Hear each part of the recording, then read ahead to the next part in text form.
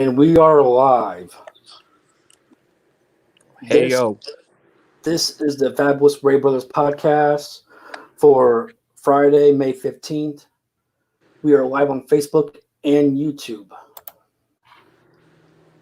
And on today's show, we will be discussing the rundown for the Wednesday Night Wars between NXT and AEW. And we will go into the aftermath of Money in the Bank for Raw and SmackDown. And we will discuss our top 5 moments of WWF in your house. And at the end of the night, we will do our pay-per-view classic review of WWF in your house 8 Beware of Dog. And from here on out, every show, we will start out with the rundown of the Wednesday Night Wars between NXT and AEW. And Rob, you're up. All right, I'll be doing a brief review of NXT. We're trying to shorten the show a little bit. We felt it ran a little too long last week. So I'm going to do a brief review. If anybody has any questions after I do the review, I'll answer any questions you might have. Hope everybody had a good week, and I'll get to the review. NXT started off with a tag team championship match. Timothy Thatcher and Matt Riddle.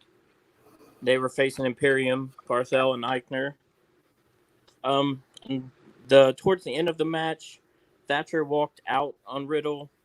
He flipped somebody, one of Imperium and two Thatcher, and Thatcher got aggravated and left him to fight by himself.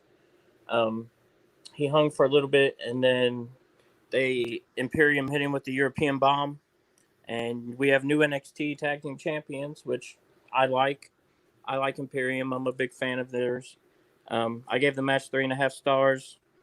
I thought it was a pretty good match. A title change is always exciting and a good way to start the show. Yeah, that was a pretty awesome match. When I watched it, I just love Imperium. I like Igner and Bartel. Um, I could see them up in the main roster pretty soon. I'm just really thrilled that Imperium is now the new NXT Tag Team Champions, and I gave this match a 3 out of 5 stars rating. And there was an interview with Thatcher afterwards. He said Riddle was a hot mess, and he didn't want to be tag champs with him. And then Riddle came backstage and was trying to fight him. They had to be separated. The next match was Tegan Nox against Indy Hartwell. It was like one of those 2-minute matches that I don't like very well. Nox ended up winning by hitting Hartwell with the shiniest wizard, and I gave it a 2-star rating. I mean, it was just a quick little match to get Nox some TV time. I give it 2 out of 5 stars as well. I thought Hartwell showed some upside here. I think she might have a future with NXT. I'm not going to jump to conclusions and say that she's going to be up on the main roster anytime soon. Tegan Nox, I think she's a great wrestler. I think NXT is right for her. I don't think that she would do well up on the main roster. But like I said as well, I give this a 2 out of 5 stars as well. After that, they had a replay of last week's NXT Women's Championship match between Charlotte and Io Shirai. And Ripley, they're doing an interview with Rhea Ripley, and she said that she'll deal with Io, but she's not done with Charlotte either. So I don't know if they're setting up a 3-way match for the NXT Championship, but if they did, I wouldn't be mad. That should be a pretty good match between the three of them. I agree. However, they did announce on NXT that next week on NXT, we will get Rhea Ripley and Io Shirai in a one-on-one match. Yeah, I wouldn't be surprised to see Charlotte at least make an appearance at that match if she don't interfere. Then after that, Thatcher attacks Riddle in the back, and Regal sets up a match for later that night between the two of them. Then we have NXT tournament cruiserweight match. Tony Nese versus Jake Atlas. Atlas won. It was a pretty good match. I gave it 3 stars. He won by his finisher, the Rainbow DDT, and he improved to 2-1. And Nese was already eliminated before the match started, but that made him 0-3. Yeah, I'm very shocked that Nice is 0-3 in this tournament. He's a former cruiserweight champion, and he's got the talent. I don't understand why he's 0-3. Maybe it's just for the shock value. I like Jay Atlas a lot. I think he's gonna win this whole tournament. I think he's gonna be the new cruiserweight champion. And I just he's gonna be if he does win that belt, he's gonna keep it for a long time. I did give this match as well as 3 out of 5 stars, and it arguably could be the match of the night. Could have been. Yeah, it was a really good match, and I think Jake Atlas has a bright future also. After that, there's like a Skype conversation with Undisputed Era. It was pretty funny. I really liked the segment.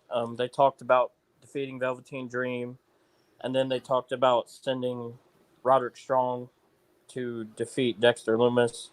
It was a pretty good little, interview, whatever you want to call it, promo. It was funny. I enjoyed it.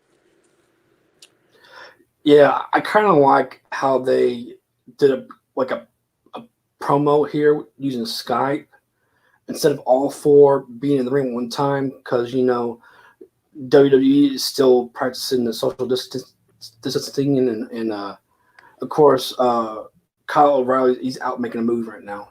So yeah, he talked about that too. I forgot to put that on there, but he talked about it. Undisputed Era is my team, my group. I called my boy. I thought it was hilarious, and it's great. I thought it was great promo. Yeah, out of the Undisputed Era, my favorite's O'Reilly. I just think he's hilarious. Just cracks me up. I actually like all 4 of them, but I was a huge Adam Cole fan when he was in New Japan as part of the Bullet Club. So I kind of just, roll with him. Yeah, he's definitely good for sure. After that, they did what I described as a badass Karrion Kross video promo. I thought it was one of the best things they did on the whole show. It made me want to, see him wrestle even more, and I got excited about his character. So I'm ready for his next match, whoever it may be against, whenever it is. Sorry, Rob. Yeah, but Karrion Kross. I mentioned this in the last episode. He's the next big. He's the next big thing. He's gonna get top pretty soon. I got a feeling. And they're gonna have a hell of a match. I think Ciampa's run in NXT might come to an end here, and you might see him up in the main roster here soon. Yeah, I hope. I mean, I'd like to see him on the main roster. I just hope they use him right. Because he's a really good wrestler, and he does good. He has mic skills, everything. I just hope they use him the correct way and don't bury him.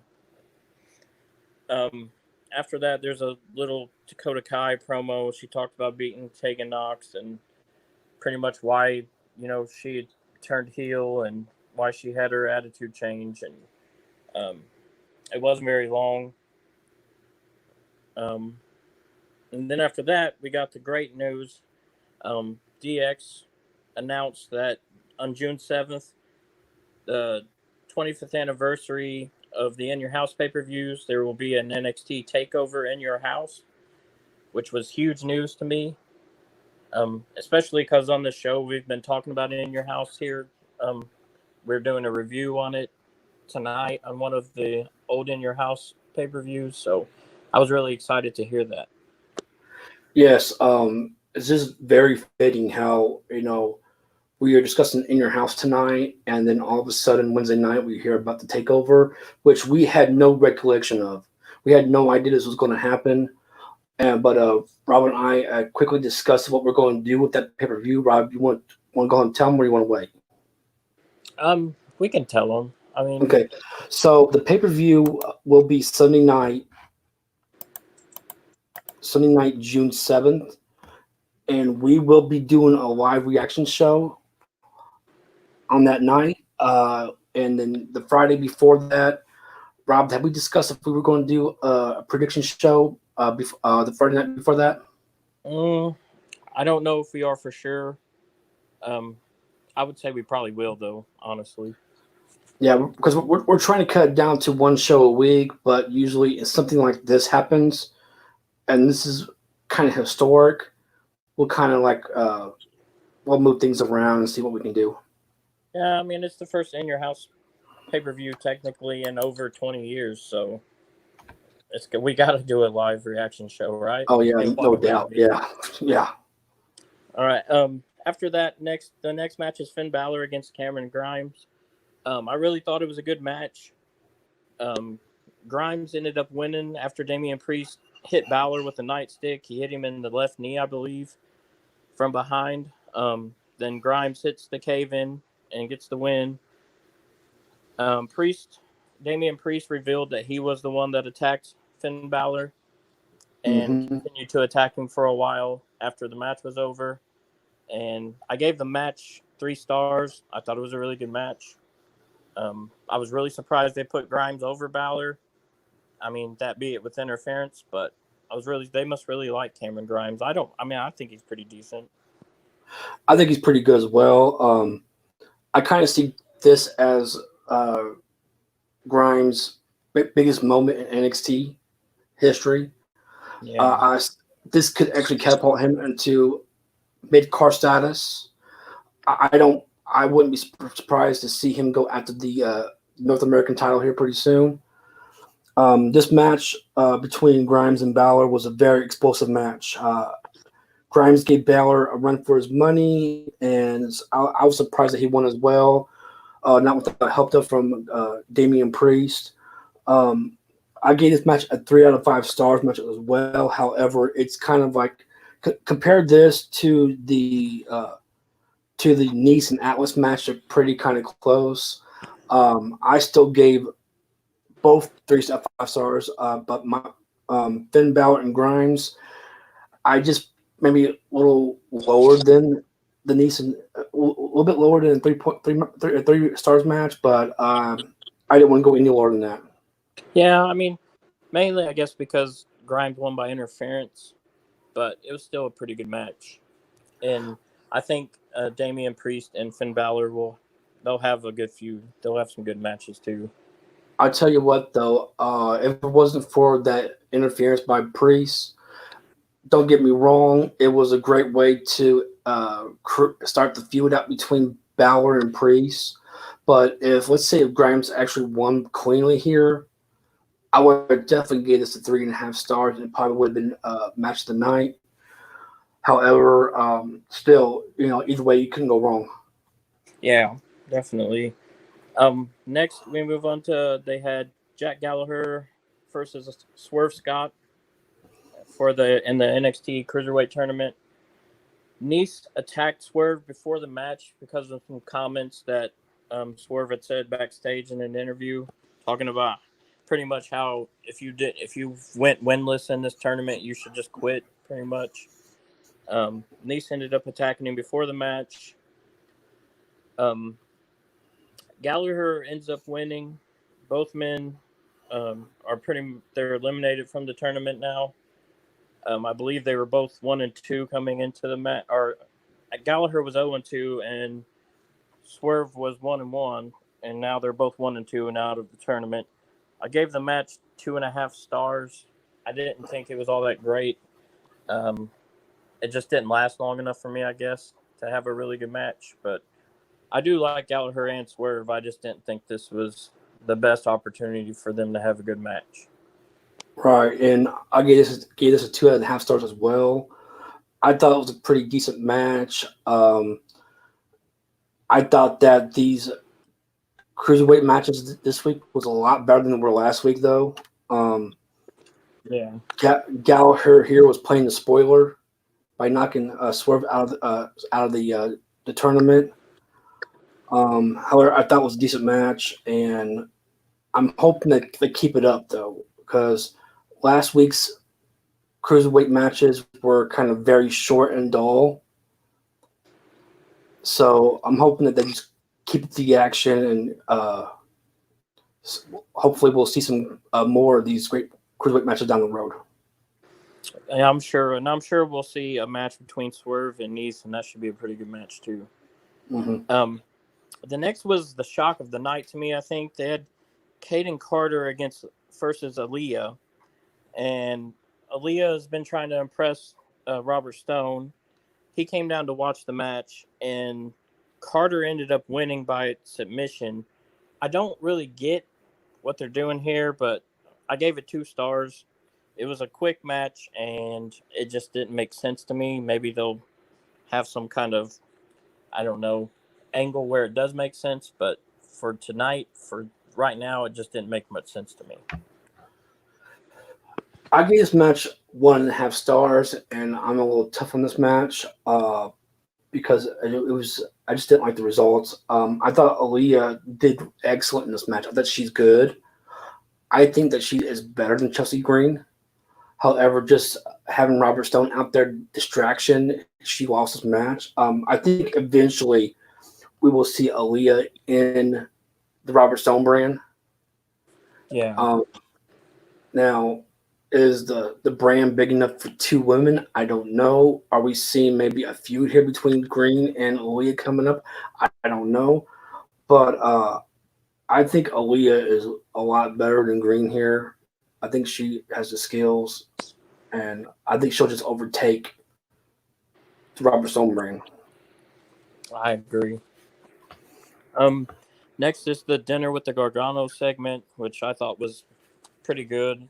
The funniest thing to me is I don't know if anybody noticed it, but they had the athletic cup in a little display, which I thought was hilarious. And it was on the dinner table, just sitting there in a display. Yeah. They both bragged about their recent wins against Dijakovic and Catanzaro. And they seem to be setting a feud with Mia Yim and Keith Lee. So I expect to see that maybe at the In Your House pay-per-view, a mixed tag match. Or maybe, 2 separate matches. But I expect to see them feuding in one way or another in the near future. I gave this match a 3.5 stars match. I don't like the. I'm sorry. Go ahead, Rob. The main event was Riddle versus Thatcher. I thought it was a pretty good match. I described it as a brutal brawl. They beat the hell out of each other. Riddle ended up winning by reversing the ankle lock for a roll-up pin. I gave it 3.5 stars. Thatcher attacked Riddle after the match, tries breaking his arm with the Fujiwara armbar, and that's pretty much how the show ended, was him trying to break Matt Riddle's arm. So during this match, I noticed that Timothy Thatcher was stomping on Matt Riddle's feet, and that just got me thinking. Matt Riddle, he needs to start wearing some wrestling boots. Yeah, I know he was in MMA for a while, so I'm assuming that's why he doesn't wear boots.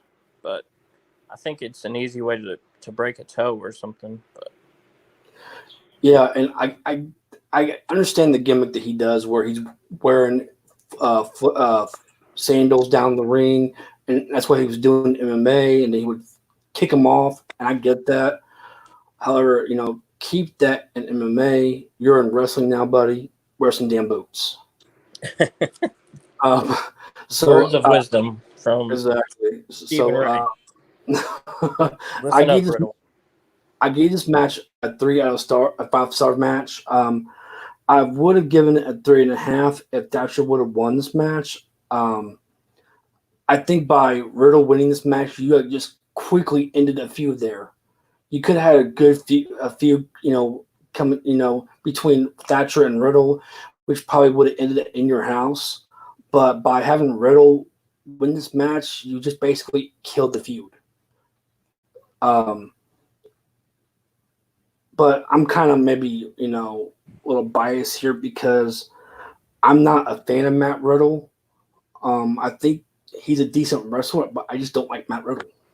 Yeah, I gave it mainly 3.5 stars just because I'm a big fan of that type of wrestling, like the strong style. I just like the brawling. I just really like that. But I thought overall NXT was a pretty good show this week. Yeah, I agree with you, Rob. I think NXT was a better show than AEW, and here's why. They seem like they've been going back and forth a lot. One show being better than the other show. However, the TV ratings are still showing that NXT is still winning the viewers every week. I'm sorry, AEW is winning the viewers every week, not NXT. But AEW did not have that great of a show, and we'll go through it right here.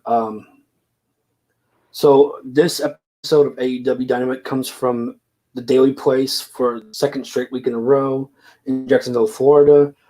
The show opens up with Lance Archer and Jake Snake Roberts. They come out to do the promo. Jake Roberts said that he was out here to make an apology for his antics on last Wednesday's Dynamite. He says that he will apologize if Brandy Rose comes out and kisses his ass. And oh my God, that was freaking funny though. That was hilarious. But I'm surprised they even let him say that on Dynamite. He can't get much better than Jake as a heel. Right, but I think AEW they can get away with a lot of things than NXT does.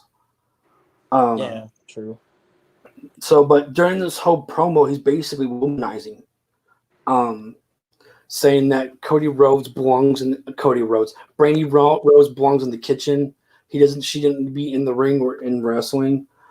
And then as he keeps on womanizing, we hear an engine rev up in the background, and it's Cody Rhodes, and he's in his Ford F-150. He drives into the arena, and he gets out where he meets Lance, and they're just going at it in a slugfest. And they're trying to get one up on each other. I did not see one person get over the other. It's basically even slugfest. And then Jake just tells Archer to back off, and that was the end of the promo, basically. Yeah, I thought it was decent. It was a decent promo. It wasn't bad. I mean, it was good to build up their match for Double or Nothing. So the opening contest for AEW Dynamite was a tag team match between Jurassic Express, Jungle Boy, and Luchasaurus, taking on Chuck Taylor and Trent, the Best Friends. And in Jurassic Express's corner, you had Marco Stunt, and in the Best Friends corner, of course, you had Orange Cassidy. Both teams were showing a lot of respect for each other in this match.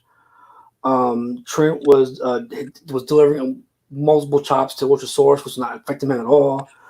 And then with Luchasaurus, one chopped Trent, and Trent just fell flat to the mat, basically almost knocked him out. And then fast forward in the match, we're outside the ring, and Luchasaurus is setting up Chuck for a choke slam. But Trent intervenes, and the Best Friends delivers a double suplex to Luchasaurus on the outside of the ring. As Best Friends goes for a hug out of the ring, Jungle Boy flips over the top rope and takes out the Best Friends. Towards the end of the match here, Orange Cassidy is on the ramp, and he's trying to fire up his team, the Best Friends.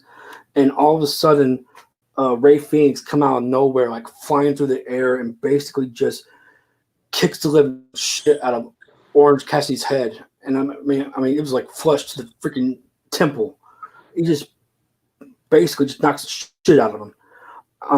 Then MJF, Maxwell Jacob Friedman, pops up from over the railing and starts beating down Jungle Boy. MJF rolls Jungle Boy into the ring, and Chuck Taylor gets him into look like a side suplex into a spike power driver. Did you see that, Rob? Yeah, I really liked that move. It was a pretty cool move. And then Chuck Taylor gets to 1, 2, 3 in this match. I gave it a 2.5 out of 5 stars rating. Yeah, I gave it the same 2.5. I'm becoming a more and more of a fan of the Best Friends. And after the match, Wardlow, who was the sidekick of MJF, he takes out Marco Stunt. And MJF is holding him back as Luchasaurus just stares him down. And it looks like we could see a feud here between MJF and Wardlow in the Jurassic Express. However, they did announce that on next week's Dynamite that we will see Marco Stunt take on Wardlow one-on-one, which is going to be a classic squash match. Wardlow is a freaking beast. That dude's freaking huge. The next match we see is a fatal four-way match between Superbad Penelope Ford, Chris Statlander, Dr. Britt Baker, DMD, and you better call her DMD or she'll get pissed off, man. I'm telling you. If you don't say DMD, she'll go off on your ass. I'll keep that in mind. Yeah, and the number one contender for the women's title, Hikaru Shida.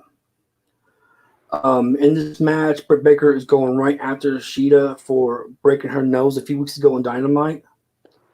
Not a lot going on in this match. A lot of pinfall attempts in this match, and I don't see why. Like every time you turn around, there was a pinfall.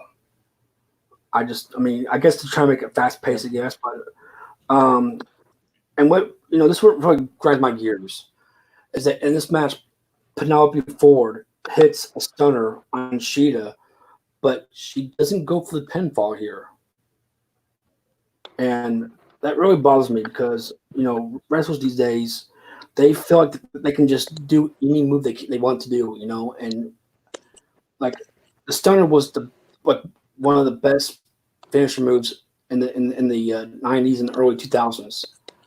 But for not even going for a pinfall, that just you just I don't know, man. I just really upset me. To me, it's kind of a slap in the face of Stone Cold. Like it's Exactly. I mean, that I was can one of see the best finishers of all time.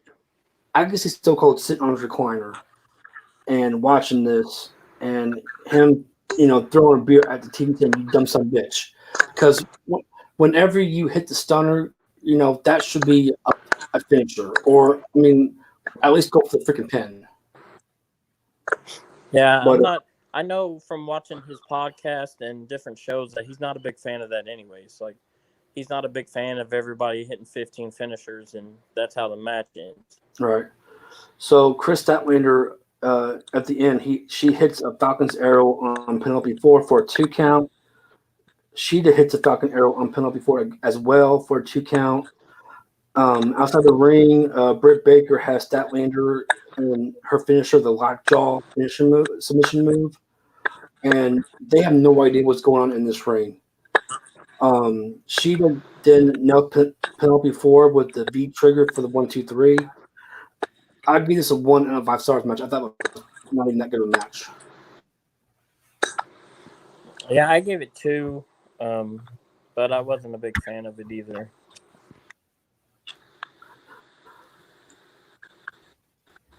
So after this match was over, AEW has announced that at Double or Nothing, the AEW Women's Champion Nyla Rose will defend her title against the number one contender Hikaru Shida. And just to let you guys know that we will have more information about AEW Double or Nothing later on tonight's broadcast. The next match we have a tag team match. Santana and Ortiz of the Inner Circle taking on one half of the AEW Tag Team Champions, Kenny Omega and Broken Matt Hardy. Kenny Omega makes his way out to the ring, and Santana and Ortiz immediately attacks Ortega on the ramp, and they bring him inside the ring, and they kind of beat him down for a little bit, for about a minute or two. Broken Matt Hardy comes out, and he ends up, just every move that he's Santana is attacking him, and he's like every move he's blocking every move, but he's biting Santana everywhere, like on his wrists, his hands, his feet. Like, what the hell is going on with this man, dude? I mean, I'm like, he's like, oh my god! I thought it was pretty funny that he like every attack he would block and bite his hand, and then the other hand he blocks and bite his hand, and then he tries to kicks him and blocks it, bites his foot. I'm like, what? I'm like, man, like Matt Hardy had been cracking me up for the last 2 weeks, man, and like this is freaking awesome. It's not Matt Hardy. Isn't his name Damascus? Damascus. Well, it all depends what he's wearing. Yeah, that's true. So he was Damascus yesterday, and then he turned into Matt Hardy, back to Damascus, and it's like I don't know. I'm confused. Yeah, it's. I like that character, anyways. Though, the broken version. Yeah. So at the end of the match, Sammy Guevara comes out with a bad neck. He's wearing a brace and everything. He tries to interfere, but Hardy hits him with the twist of fate. Basically, just he was done for. Omega is in the ring with Santana on his knees. Omega hits the V trigger while Santana was sitting on top of the turnbuckle. Hardy hits the twist of fate on Santana for the 3 count. I thought it was a pretty good match overall. I'd give it 3 out of 5 stars. Yeah, I also gave it 3. I thought it was a pretty good match, like you said, and Omega and Hardy were pretty decent as a tag team. Yeah, I kind of like their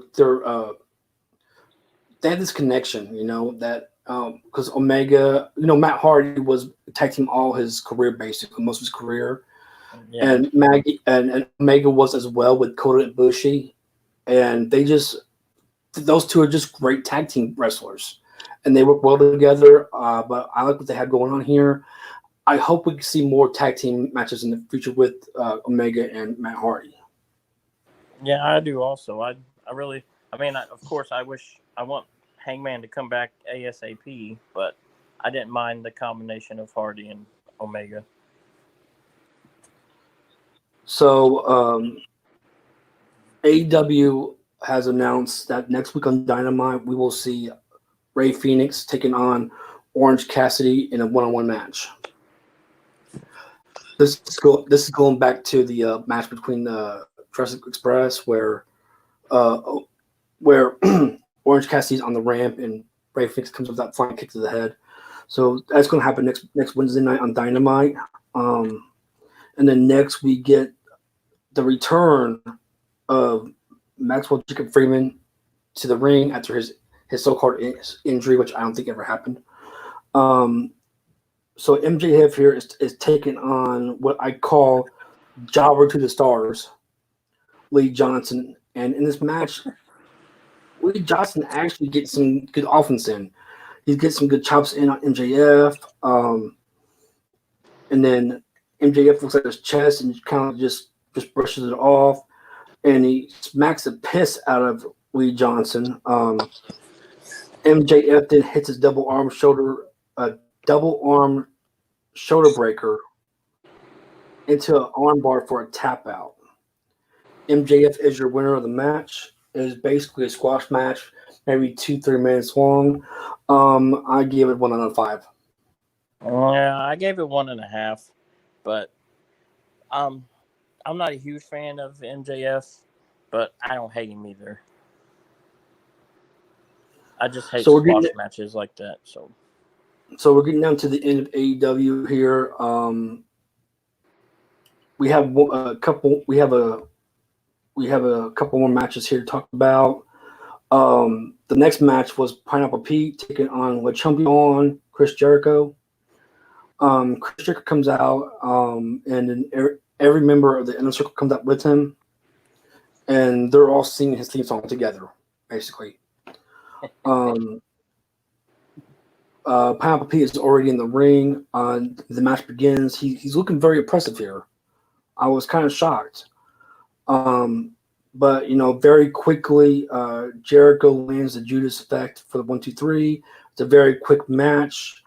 I gave it 1.5 stars. I wouldn't call this a squash match because Pineapple Pete actually had more offense in than Jericho. But just for it being a short match, I give it 1 out of 5. I'm sorry, no, I'm sorry, 1.5 out of 5 stars. Yeah, I gave it a 2. I mean, I wasn't a big fan of it either, but I mean, anytime you get to see Jericho and his shenanigans, then it's worth it to me, I guess. Yeah. So after the match, Chris Jericho and the Inner Circle are in the ring, and Chris Jericho challenges the Elite, which I think would be Kenny Omega, Adam Page, and the Young Bucks. I would suppose. I think Nick Jackson is back from his injury, and Matt Hardy as well. I don't know if Matt Hardy is part of the Elite or not. I'm not sure, but we know that Chris Jericho has challenged the Elite and Matt Hardy in a 5-on-5 match with the Inner Circle, and this match will be a Stadium Stampede match. Not sure what this match is about, but sounds like to me that Jericho said that this match will take place inside the Jacksonville Jaguar Stadium. I'm thinking they'll start out on the field probably and work their way out. We'll find out here later on. Hopefully, it's as good as or better than the backstage brawl they had last week. It seems that it would be that way. I'm hoping that we would see a ring on the field. That would be pretty cool. Yeah. And then they would have to, wrestle around the stadium and make their ways into the ring for the finals. But yeah, that match seems to be it's probably going to be the match of the month, basically. And then next week on AEW Dynamite, they announced that Double A Arn Anderson and Jake Snake Roberts will be in a one-on-one interview. I'm excited about Arn Anderson's one of my favorite of all time. So, I mean, you have two of the greatest minds in wrestling history going one-on-one in an interview. This might be what steals the show next week. Hopefully, I'm looking forward to it. Also announced for AEW Double or Nothing, the baddest man on the planet, Iron Mike Tyson, will present the winner of the new AEW TNT Championship belt. Yeah, and I think Mike Tyson's trying to get his name out there too, because I think he's talking about making a comeback. Yes, that I've seen his workouts. Have you? Yeah, and I still wouldn't face him. I don't care how old he is. Yeah. All right. So the next match is the main event. It's the Fallen Angel Christopher Daniels taking on which is now the self-proclaimed AEW World Champion, the Exalted One, Mr. Brody Lee. That's a long name. Yeah. So in this match, Christopher Lee is getting some shots on Brody Lee. Lee is not. It's not being effective with these blows. Daniels keep making this match. He keeps on making this into a match. It's not a squash match. He keeps fighting. Yeah. So in the ring, one of the high spots I thought that Daniels and Brody Lee hits this big boot to the face, which it was, if you saw it, it was pretty amazing. Just the contact, the flesh on the chin. And Brody Lee, he's very agile as a big man. He can move around. I mean, most men his size can't move around like he does. I think that's one of the things that WWE didn't take advantage of. I agree. And in this match, Daniels is out on the mat and Brody Lee is on the apron, and he flips over the top rope and lands a senton on Daniels, which I thought was pretty amazing for a big guy. Daniels still has some fight left in him, and he hits a swinging DDT on Brody Lee. Then the Dark Order comes out, tries to interfere, but SCU and Colt Cabana makes appearance here. Colt Cabana and SCU takes out the rest of the Dark Order. And Shout then, out to Colt Cabana. And My then CM Punk voice. and Christopher Daniels hits his Angel's Wings on Lee, but only for a 1 count, which is, I mean, that was his finisher move and only got a 1 count on Brody Lee. That's just crazy. Daniels goes for a second Angel's Wing, but was blocked by Brody Lee. Daniels goes to top rope for the best moonsault ever, and he hits it on Brody Lee, but only for a 2 count.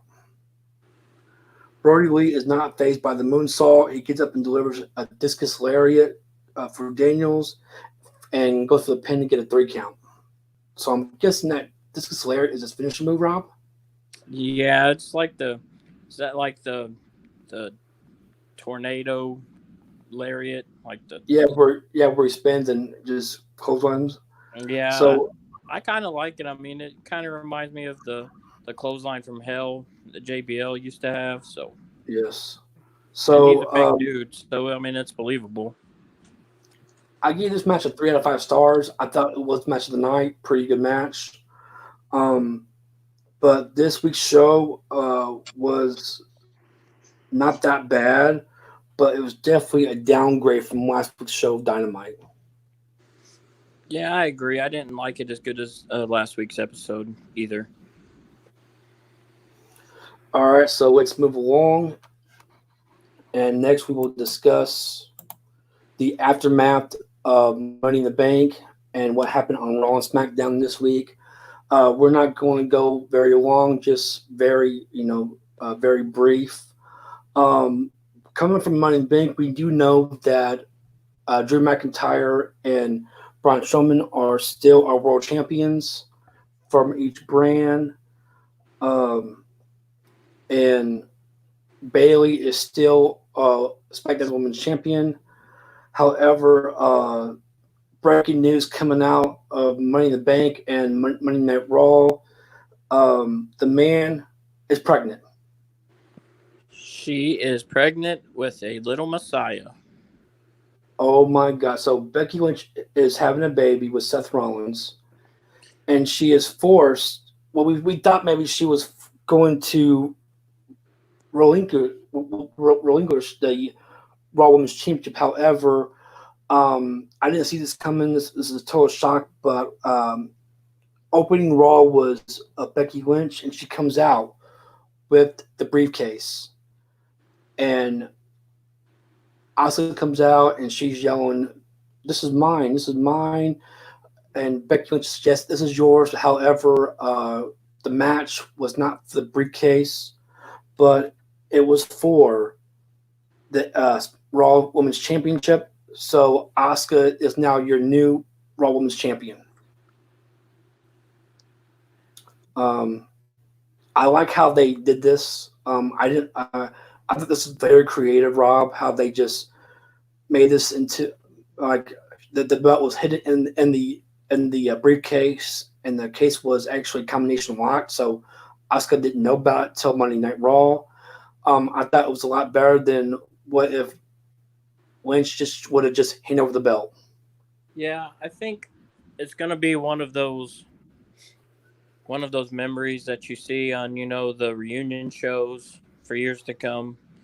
It was a very, very memorable moment. Right. I guarantee you this came from the mind of Paul Heyman, no doubt. Yeah, it had to have. All right.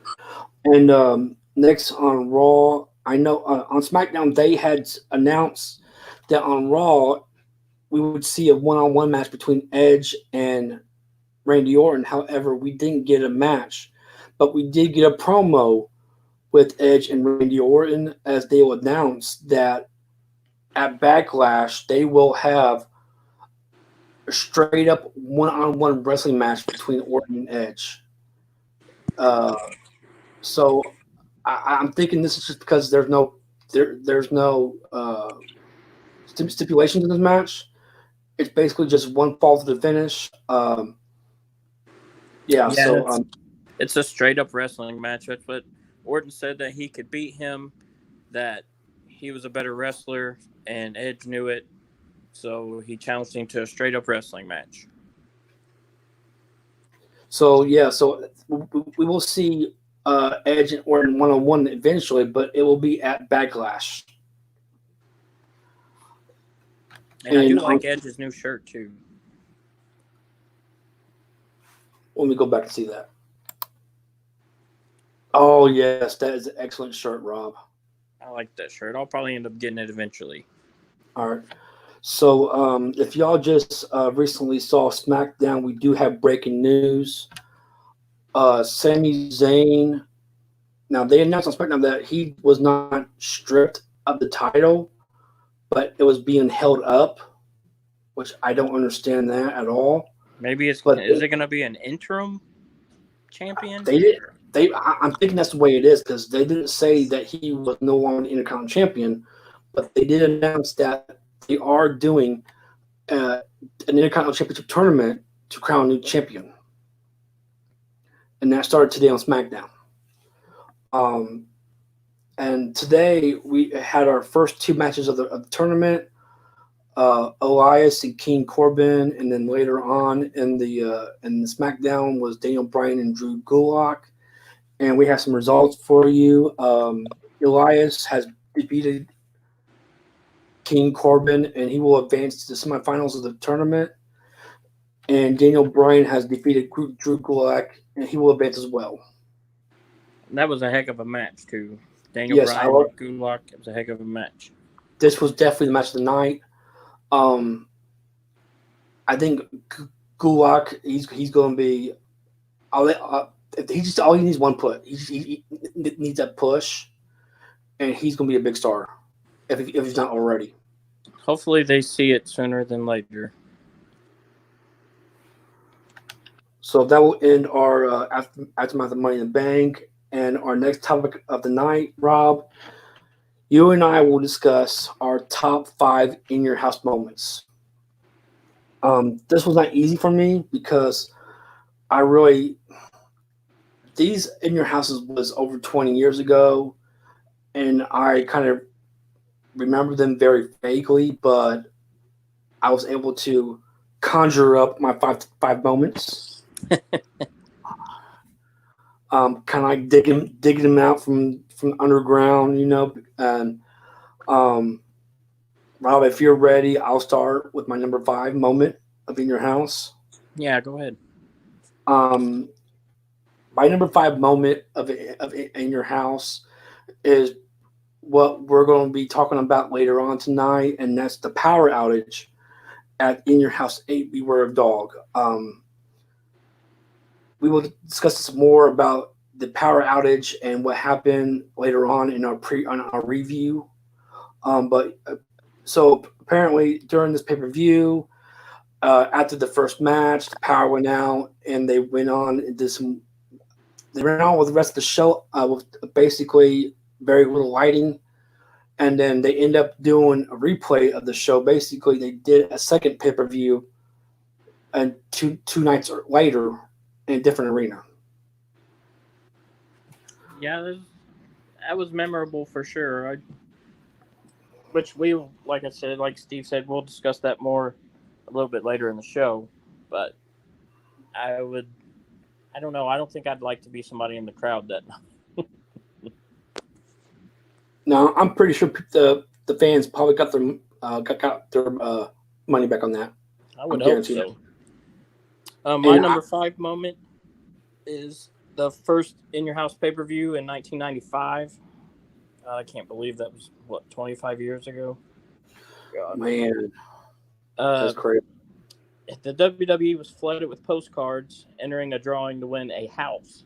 Yes, I remember that. Right before the main event, which was Diesel against Psycho Sid for the WWE title, or WWF at the time. And actually an 11-year-old from Nevada ended up winning the house. I would like to be 11 and win a house. That would be awesome. All right, and my number 4, this might get different reviews because some people may not call this an in your house, but it definitely was an in your house. My number 4 was the first ever Inferno match between Undertaker and Kane at Unforgiven in your house. Yes, I When I remember saw that. this, when I saw this match, I just thought this is something new and this is unique. I was pretty sure that. I remember thinking, how in the world are they going to pull this off? Like, is the ring going to be on fire? What's going on? Yeah. And if you notice that we don't see this match too often anymore. I think it went on again, like down the road, but we might only had 2 matches altogether in the Inferno match. But this was very unique and very memorable. And I think it was very unique to Kane and Undertaker characters, pretty much. My number 4 was from the spring of 1999. It was one of those also that people may not think was an in your house, but it actually was. The St. Valentine's Day Massacre. Austin first McMahon in a steel cage, and I believe Austin's WrestleMania shot was on the line in the match. It was the debut of the Big Show. Paul White, the Giant, whatever you want to call him, came through the bottom of the ring. He ends up throwing Austin actually through the cage, causing Austin to hit the floor and win the match. And McMahon to scream and cry. This match took place because of what happened a month earlier in the Royal Rumble when Vince McMahon won the Royal Rumble, and the last 2 members in the ring was Vince McMahon and Stone Cold Steve Austin. So, and The Rock was your champion at the time, and so Vince McMahon basically he relinquished his Royal Rumble win because he would have had a title shot against The Rock at WrestleMania, and then the commissioner Shawn Michaels announced that now that Vince McMahon relinquished the title, the shot at the title, it goes to Steve Austin. So Steve Austin at the time was going to WrestleMania anyway. However, he decided to put his rights up in the match against McMahon, and if McMahon would have won, Austin would have got the match at WrestleMania. Yeah, that's some big stakes on the line, but I just remember it stuck in my brain just seeing the freaking Giant coming from underneath the ring. I was like, what the crap is going on? Yeah, well, clearly didn't see that one coming. Yeah, I was shocked. All right, so my top 3 here was very tough to rank. My top 3 could easily be 1A, 1B, and 1C. But my number 3 was the Buried Alive match in Your House 11 in Indianapolis between Undertaker and Mankind.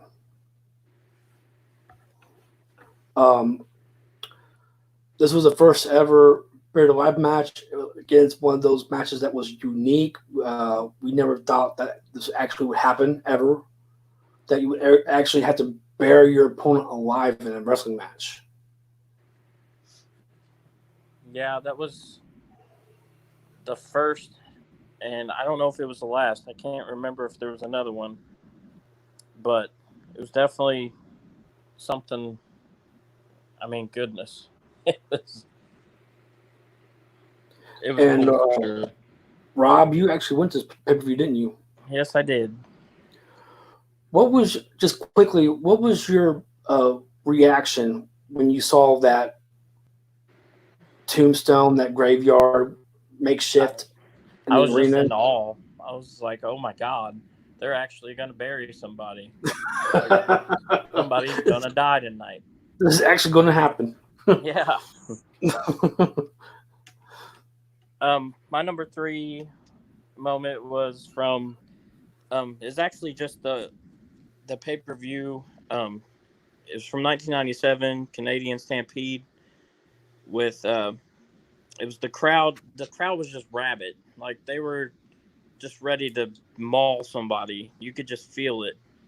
And during the main event, Austin attacked the Hart brothers that were in the crowd, and they all started fighting each other. And then after the match, the whole Hart family swarmed the ring, which included Tyson Kidd and Natalia at the time, before they Yeah. were even wrestlers. So Yes, and that match, man, that crowd had a lot of heat.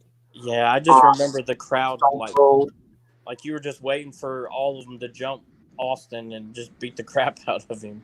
I mean, literally, this match would have been a riot if Austin's team would have won. Yeah, it's just one of those things that I try to pick things that just stuck out to me that I remembered clearly because they just had to be big moments. And that crowd, I've rarely seen a crowd that rabid before. All right, so my number 2 moment of In Your House was at In Your House D-Generation X when Stone Cold took out the entire Nation of Domination, and the hot spot of that was Stone Cold Steve Austin gave the Stone Cold Stunner on D'Lo Brown on the roof of his Ford F-150. Yeah, I remember that. That's definitely memorable. My number 2 moment was actually what you talked about earlier. I believe your number 3, the Buried Alive match. I was actually there. As a wrestling fan, it's one of the coolest things that I've ever seen. I don't know if it's in your head or whatever, but when Undertaker comes to the ring, there's just like, you get chills. Like you can just feel like you get goosebumps. It's definitely, as a wrestling fan and being there at a live event, definitely one of the coolest things I've ever experienced. Yes, and the last time I seen the Undertaker live was at SummerSlam, and I guarantee till this day, if he would have come out, I would get goosebumps. I'm not shitting you. Yeah, I have a feeling that me and you have the same number 1, but I'm gonna wait and see. I think so too. My number 1 is probably everyone's number 1 on the list. I'll put money on that, and that was at In Your House Bad Blood, Kane's debut. Yes, and also the debut of the Hell in the Cell match. Right. It's just it was a Hell in a Cell, and it was the first time we had a Hell in a Cell match. The structure was very demonic. It was, you knew someone was gonna get hurt, and then the debut of Kane just is the reason. I mean, just these 2 moments was the reason why this is probably the number 1 moment in your house history, and it's hard to argue that. Yeah, I just remember I ordered it, and I was sitting in the living room watching it, and when Kane came out, it was like my jaw hit the floor. And I still remember to this day, JR being like, "Who the hell is that? Who the hell is that? That's got to be Kane, damn it!" And he just ripped the door off the Hell in the Cell. I was just like, "Oh my god!" It's definitely an unforgettable moment. Yeah, and I would still watch it over and over again. That's how good of a moment this was. It's something that never gets old. It's like when like when Chris Jericho debuted on Monday Night Raw, something like that. You can watch over and over again and never get old, never get tired of it. Yeah, it's like I said. I went for things that I remember clearly, and that was the number 1 thing. Even being at the Buried Alive match, the first thing that still popped in my head was the debut of Hell in the Cell and the debut of Kane. I definitely agree with you, brother. All right, so that'll end our top 5 in your house moments. And to close out the show, we will be having our first pay-per-view classic review, and we will be reviewing WWF In Your House 8, Beware of Dog. And Rob, this is all you. We were asked by a fan of the show to do a review on this pay-per-view, and so we wanted to go ahead and do it. If anybody else would like us to do one, you can ask. I can't guarantee it'll be like as soon as you ask, but we'll definitely try to get it done for you. Right, and just to let you know, we want to give a shout out to Nick for giving us this idea of doing this pay-per-view classic, because we were not thinking about ever doing a classic review on pay-per-view, but Nick had asked us to do one, and so we're going to do one, and we'll be doing these more and more down the road. All right. As we were talking about earlier, the severe storms that night caused a power outage. They made the pay-per-view take place 2 separate nights. It's going to be the order that the show was on the network. The pay-per-view was on the network. So the first match that took place was Triple H versus Wildman Mark Marrow, and Sable was with Mark Marrow at the time. I made a note that this was before Triple H traded the curtsy for the crotch chop, so this was pre-DX Triple H. It was an okay match. I didn't put a lot of notes on it. I mean, I'm not going to do a move-by-move recollection of the match, but Marrow ended up winning by he catapulted Triple H into the ring post. Triple H then got the upper hand, but he was distracted by Sable, telling her to watch while he pedigreed Mark Marrow, and then that's when Mark Marrow catapulted him into the ring post and rolled him up for the pin. And I gave the match 3 stars. I thought it was decent. It wasn't great, but it wasn't horrible. And also, like I discussed with Steve the other night, I try to base these ratings on matches and wrestling at that time, not on today's standards. Yes, definitely, because the style of wrestling today is totally different than it was back in the 90s. Even in the early 2000s, the style is just totally different. So it would not be fair, because watching today's standards, AEW NXT is definitely the better product, and their matches are more exciting. We're not going to rate on how we feel today. We would rate it on how we felt 20 years ago. Yeah. And this, go ahead, Rob. You can go ahead. So in this match, I thought it was a decent match. It was a very shocking finish, because I did not see a finisher in this match. We didn't see the pedigree. We didn't see the shooting star press off the top rope. It was basically a Triple H got knocked. Hunter Hearst Helmsley at the time got knocked out with a catapult. He ran headfirst into the pole, not the turnbuckle, and it was 1, 2, 3, which I thought was very rare. Maybe that's how it was back then. But it was very rare to finish a match without a finisher. But yeah. I did give this match 2.5 stars. Yeah, I thought, and I think I told you the other night, I was just really shocked. I don't remember Marrow being as athletic as he was, but it shocked me the things that he was doing. Right, he was so far ahead of his time right now, back then, and even when he was in WCW, he didn't do those moves in WCW. Yeah, I don't remember it when he was called Johnny B. Bad. I don't remember him doing them. Maybe I was wrong, but no. His finishing move was a haymaker. He did not do the shooting star press until he came into the WWF.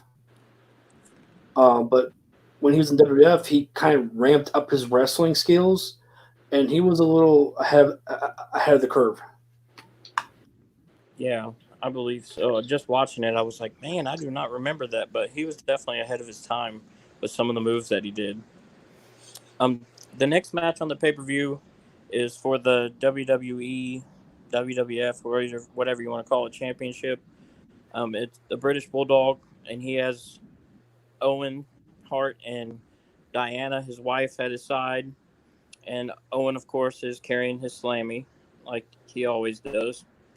And he is facing Shawn Michaels, who has Jose Lothario and his trainer in his corner. The match pretty much happened because they were accusing Shawn Michaels of being a homewrecker and trying to sleep with Bulldog's wife or having an affair with her. And as the match starts, Shawn Michaels gets served a subpoena. He ends up ripping it in half in the middle of the ring.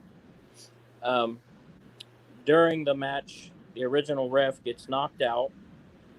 A new ref comes in eventually. Bulldog goes for the power slam. Michaels pushes him to the turnbuckle. Um, he does a belly back suplex and bridges into a pin. The two refs count both men's shoulders down for 3, the old and the new. Gorilla Monsoon, who was like the GM at the time, ended up coming down and declaring the match a draw. Therefore, your champion was HBK Shawn Michaels. I gave the match 3 stars. It was a little sloppy at times. I probably could have went 2.5, but it was just neat seeing. I guess I gave them a favorable rating because it was just neat seeing, those two go at it. 2 Hall of Famers. I do wish it wouldn't have ended the way it did, but I thought it was a decent match for the circumstances I guess they were facing that night. Right, and this match for the WWE Championship was actually the main event for the pay per view on Sunday night. Because after the first match, the power went out, and the majority of the show was in dark. There was a very little lighting. I remember watching it on pay per view, and I can just they showed the complete pay per view, and it's a little bit dark. You can just barely see what's going on in the ring, but you can tell right when the power went out because at the first match there was an interview with the Bulldog, Shawn Michaels, and Diana Hart, and you can actually hear in the background Stone Cold's theme music as he was going to the ring, and then all of a sudden there was an edit, and you go right into the main event of night 1. Yeah, I thought I'm sure it was just weird for everybody involved, the crowd, Vince, the superstars, all of them. Like I'm sure it was just a weird night. Yeah, and I'm pretty sure that the fans got their money back because the show wasn't to their expectations. I remember watching this on pay per view, and I don't remember if we ever got our money back. I don't recall ordering it on pay per view, but I'm hoping people did at least get some of their money back for it, or at least got to see night 2, the couple days afterwards, and got to see that for free or something. Which speaking of night 2, that's where the next match takes place. It's Austin with Ted DiBiase versus Savio Vega in a Caribbean strap match. The stipulation was if DiBiase or if Austin wins, then I believe Savio Vega had to be the chauffeur for Ted DiBiase, and if Vega wins, then DiBiase has to retire. So I made a note that the Texas or the Caribbean strap match looks a lot like a Texas strap match because there's absolutely no difference. You just have to be able to touch the four turnbuckles consistently, like in a row, without any interruption. Vega ends up winning the match. because he ends up touching the corners right after Austin does, and Austin's back turned to him, so he doesn't see it, and then pretty much leapfrogs or gets around Austin to touch the last corner before Austin can touch it, and he ends up winning, which means DiBiase has to retire. But as we all know, he went on to be in the NWO after that, showed up on Nitro as a member of the NWO, and I gave the match 2.5 stars. I mean, I'm not a big fan of the strap match, and I just felt the match went on a little too long. So I gave this 2 stars match. I agree with you, Rob. I think the match was a little too long. Just too much back and forth of reaching for the turnbuckle pad, and you're going 1, 2, 3, and before you get to the fourth one, you basically just gets interfered, and that happens a lot in this match. There wasn't really much wrestling action. It was more of just tapping that turnbuckle 4 times. But I give this match 2 stars though, and I think, but I believe one good thing came out of this match was this was like the breakthrough match for Stone Cold Steve Austin, because once DiBiase was out of the picture, Stone Cold would actually get his push. The next month he would win King of the Ring, where Austin 316 was born. And from here on out, it was basically the Austin era. Yeah, and everybody knows how that went. And we were talking about the other night, Austin didn't need DiBiase anyways. And I'm sure DiBiase knew that. The next match is Vader, who's one of my all-time favorites, with Jim Cornette versus Yokozuna. This match didn't last very long. It's just, I put on here, it was a typical big man match. There wasn't a lot of big spots. Cornette interfered a little. Vader ended up winning by pinfall after a Vader bomb. I gave the match 2.5 stars. It wasn't a very long match, and there wasn't a lot of big spots. It wasn't a horrible match, but it was average, I guess. I gave this match a 1.5 stars. I think Vader did decent in this match. Yokozuna, he did not look too well in this match, and I don't mean by performance. I meant health wise. I'm a big guy myself, but Yokozuna was big in this match. He looked bigger than Vader. He didn't look like he was healthy at all. You can just tell that he's having some injury issues, and I don't think it was very long after this where he actually ended his career, where he couldn't wrestle no more. But you could just tell that Yokozuna, health-wise, he wasn't going to be wrestling very much longer. Yeah, it wasn't really sloppy. It just was a match that, I guess, with Yokozuna and Vader, neither one of them could really do big spots like that. Besides, just, I guess, feats of strength or whatever. But it just wasn't. I didn't think it was a great match, which I'm a fan of Vader, so I'm not hating. I'm just saying I just didn't think it was like a very good match.